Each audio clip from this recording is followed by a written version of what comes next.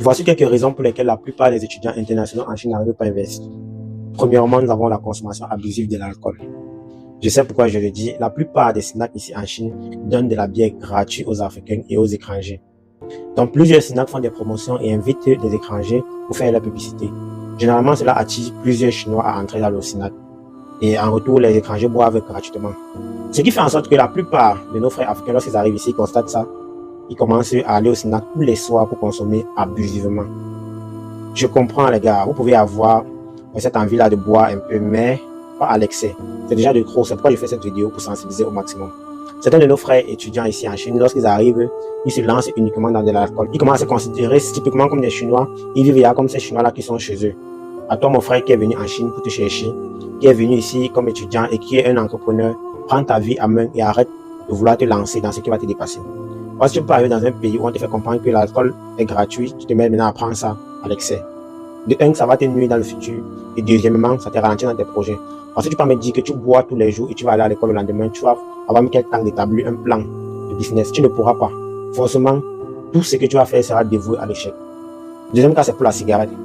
La cigarette aussi en Chine est très répandue dans la mesure où même dans les supermarchés, ils donnent ça gratuitement.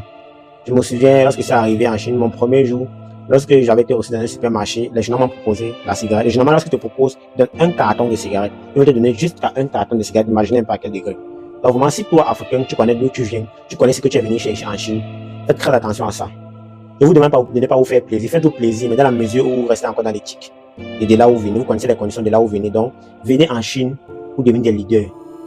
Et non pour rentrer ici comme des brebis galeuses. Donc, je vous invoque, chers frères, qui venez en Chine pour les études ou alors pour du business. Venez faire uniquement ce qui vous a amené ici. Vous pouvez vous divertir, mais tout toujours dans le respect et dans l'éthique. Parce que cette vidéo, je la fais parce que je connais tellement de frères ici qui sont perdus dans tout ça. Et cela va faire en sorte que demain, après-demain, il y aura des préjugés sur la Chine pour dire tel allé en Chine, il n'a pas réussi. C'est à cause de ça que, généralement, l'Africain, lorsqu'il arrive d'un endroit, il trouve un fonctionnement, il commence à abuser. C'est pas parce que tu as trouvé des snacks où on vend peut-être des whisky chers, et on te donne ça gratuitement, tu commences à vouloir boire tous les soirs, les gars. C'est pas cool. Toi, futur étudiant qui te trouve encore en Afrique et qui souhaite venir étudier en Chine, lorsque tu vas arriver en Chine, fais très attention à tout ceci. Une fois arrivé en Chine, fais tout pour ne pas tomber dans ça. Et le troisième facteur que je vais vous parler, c'est le temps. En Chine, le temps va extrêmement vite. Donc, il faut vraiment prendre compte du temps. Je vais vous conseiller de faire généralement des programmes lorsque vous sortez en matinée de tout ce que vous allez faire.